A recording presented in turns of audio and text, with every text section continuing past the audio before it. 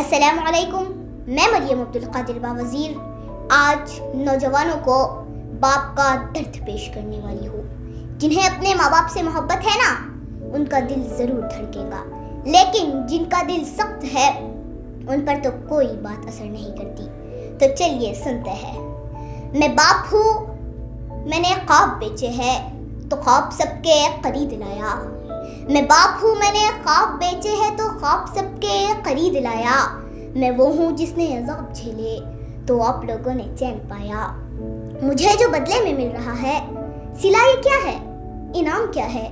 میرا بتاؤ مقام کیا ہے، میرا بتاؤ مقام کیا ہے؟ کبھی تو پوچھو یہ لاڈ لو تم، میرا فسانہ میری کہانی۔ کبھی تو پوچھو کہاں گئی ہے میری وہ رنگوں بھری جوانی۔ تو یاد رکھنا تمہارے خاطر تمہارے بچپن پہ وار دی ہے، تمہیں میں پہلے جوان کر دوں یہ کرتے کرتے گزار دی ہے۔ گزر گئی ہے تو سوچتا ہوں گزر رہی ہے جو شام کیا ہے۔